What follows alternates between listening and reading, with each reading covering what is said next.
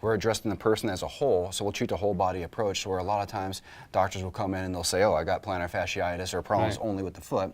They focus on just the foot, not the whole biomechanical chain as it comes on up and affects the, the ankle, the knee, the hip, the low back. So that's why we really worked on everything as a whole. So that work in the entire thing is able to actually keep it away, versus if you focus on the foot only and biomechanically say your knee or your hip's not working right, well then the end result, which is the symptom of the foot, will come back because you're not actually working that whole kinetic chain.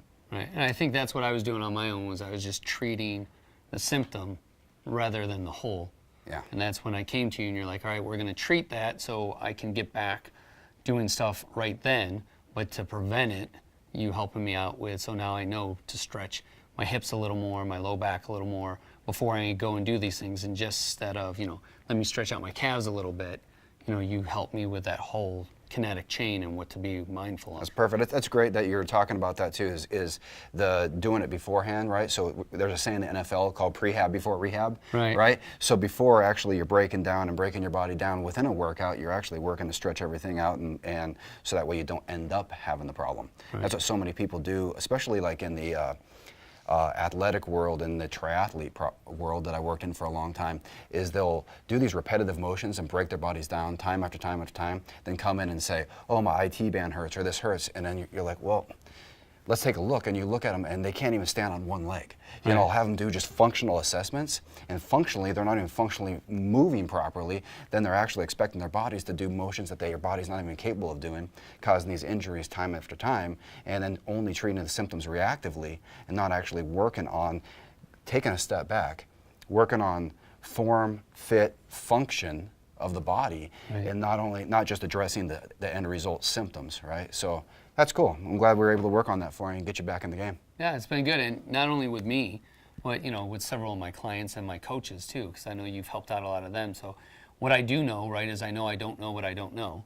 Yeah. So knowing that your team has state-of-art equipment to assess someone, things that I can't do, and then for you, of course, with their permission, which you've always gotten, to share that with me and say, hey, for instance, even with Jennifer, like, this is what's going on, this is what the x-rays show us, so Scott, this is what you should not have her do.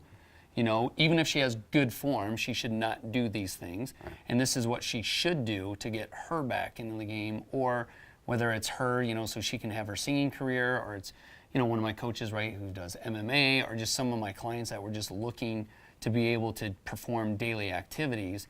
Again, as a fitness coach, right, I would look and say, okay, if this hurts, I shouldn't have them do that, right? But I don't, again, have the modalities you do, right, to assist with that. So that's what I've always appreciated, is you providing that feedback, to me, to say, hey, Scott, listen, Jennifer's experiencing this right now, or the patient is experiencing this, so make sure you don't have them do A, B, and C, and make sure you have them do these other movements, so then that way both of us at the end of it can get them back to whatever it is they want to do. Right. That's what's great about working with you, is because, a lot of personal trainers, they'll start working with somebody and they'll say, oh, my back hurts, and you're like, tough it up, suck it up, push through it, right? And then, you're actually saying, well, if it hurts, let's back away and actually look at, say, what's going on. And when you refer Jennifer in, she had actually an underlying structural issue that was leading to her symptomatic problems, right?